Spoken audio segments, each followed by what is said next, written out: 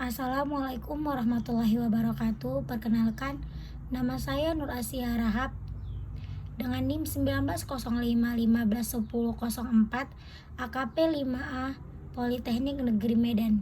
Di sini saya akan menjelaskan PPT saya mengenai perencanaan audit. Baiklah, yang pertama, pengertian perencanaan audit. Standar audit yang berlaku umum mengenai pekerjaan lapangan yang pertama mengharuskan dilakukannya perencanaan yang memadai. Perencanaan dan supervisi berlangsung terus-menerus selama audit. Auditor sebagai penanggung jawab akhir atas audit dapat mendelegasikan sebagai fungsi perencanaan dan supervisi auditnya kepada staf lain dalam kantor akuntannya atau asisten. Berikutnya, hal-hal yang harus dipertimbangkan auditor dalam perencanaan audit. Yang pertama, masalah yang berkaitan dengan bisnis entitas dan industri yang menjadi tempat entitas tersebut. Yang kedua, kebijakan dan prosedur akuntansi entitas tersebut.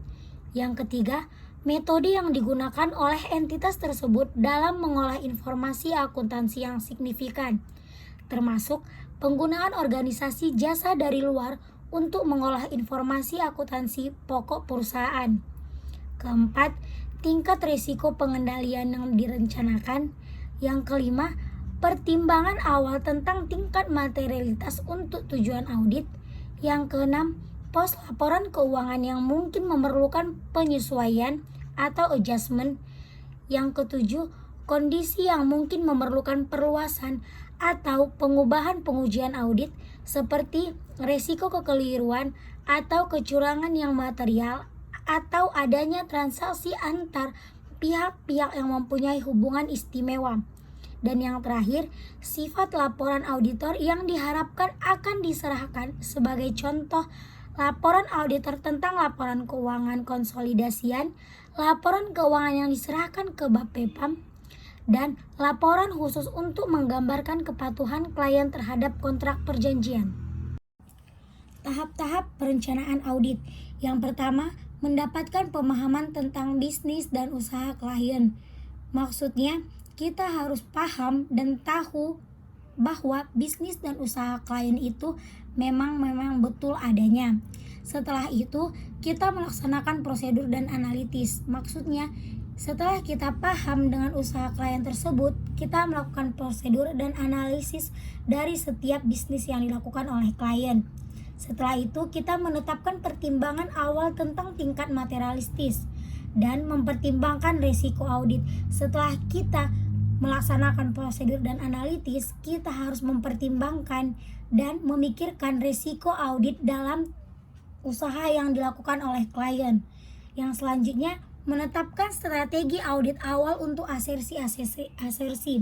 Dan yang terakhir, mendapatkan pemahaman tentang struktur pengendalian intern klien. Materi berikutnya adalah menerima klien dan melakukan perencanaan audit. Perencanaan audit awal melibatkan 4 hal yang semuanya harus dilakukan lebih dulu dari audit. Yang pertama, auditor memutuskan apakah akan menerima klien baru atau terus melayani klien yang ada sekarang. Yang kedua, auditor mengidentifikasi mengapa klien menginginkan atau membutuhkan audit. Yang ketiga, menghindari kesalahpahaman, auditor harus memahami syarat-syarat penugasan yang ditetapkan klien. Yang keempat, audit mengembangkan strategi audit secara keseluruhan, termasuk staf penugasan dan staf spesialis audit yang diperlukan. Memahami bisnis dan industri klien. Memahami bisnis dan industri klien adalah salah satu hal yang paling penting dalam materi perencanaan audit. Dalam materi perencanaan audit, hal ini adalah untuk membantu. Yang pertama yaitu teknologi informasi yang menghubungkan perusahaan klien dengan pelanggan dan pemasok utama. Yang kedua, klien telah memperluas operasinya secara global yang sering kali melalui joint venture atau aliansi strategis. Yang ketiga, teknologi informasi mempengaruhi proses internal klien yang menginginkan mutu ketepatan waktu informasi akuntansi. Yang keempat, pentingnya modal manusia dan aktiva tidak berwujud lainnya telah meningkatkan tingkat kerumitan akuntansi serta pentingnya penilaian dan estimasi manajemen. Dan yang terakhir, untuk memberikan jasa bernilai tambah kepada klien. Selanjutnya, memahami dan menilai struktur pengendalian intern.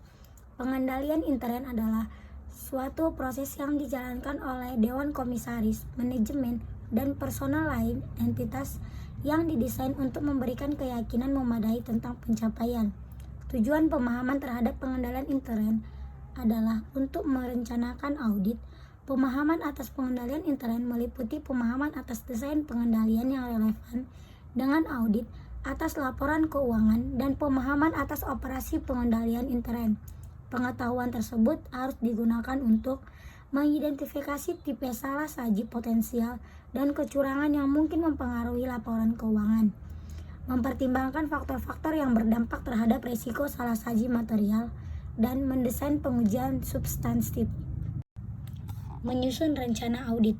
Rencana audit adalah ringkasan perikatan, ikhtisar sifat dan karakteristik operasi bisnis klien, dan strategi audit secara keseluruhan. Rencana audit juga merupakan proses akumulatif. Artinya apa? Yang sudah ditetapkan dalam rencana audit bukanlah harga mati yang tidak dapat diubah. Apabila dalam pelaksanaan pekerjaan laporan dijumpai adanya ketidaksesuaian antara yang direncanakan dengan kondisi lapangan, maka in charge segera menginformasikan adanya penyimpangan ini, termasuk saran perubahan terhadap rencana audit kepada manajer dalam sebuah memorandum. Tujuan penyusunan rencana audit adalah yang pertama menyediakan bukti dokumentasi bahwa kantor telah memenuhi standar laporan pertama. Yang kedua, menyediakan alat bagi in-charge untuk mengkoordinasikan, menjadwalkan, dan mensupervisi kegiatan-kegiatan yang dilaksanakan oleh anggota tim yang terlibat dalam perikatan.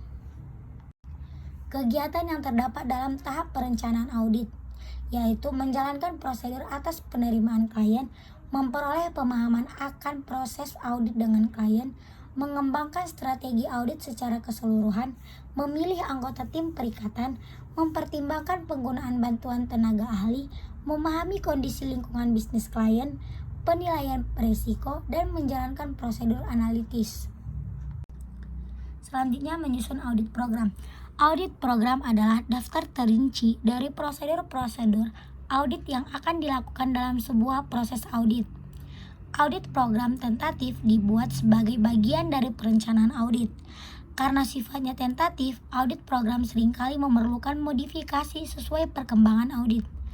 Audit program dirancang untuk memenuhi tujuan audit atas transaksi dan akun-akun utama dalam laporan keuangan.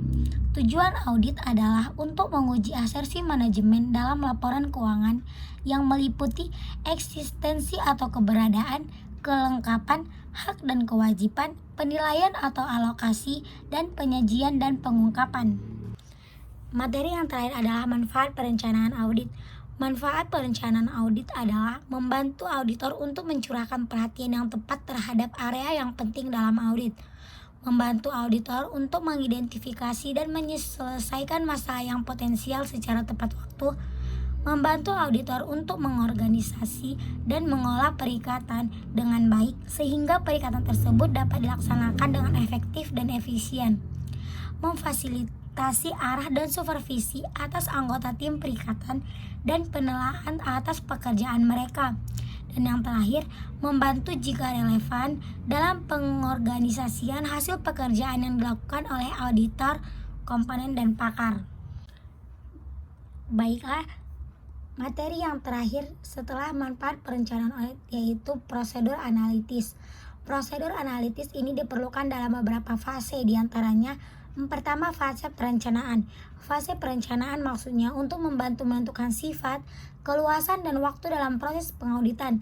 Hal ini membantu auditor dalam mengidentifikasi hal-hal yang membutuhkan pertimbangan khusus lebih lanjut dalam penugasan kerja. Yang kedua, fase pengujian.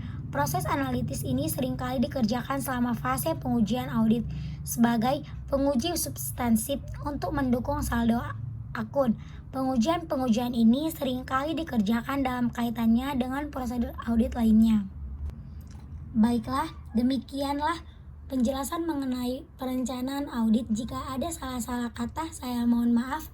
Assalamualaikum warahmatullahi wabarakatuh. Terima kasih.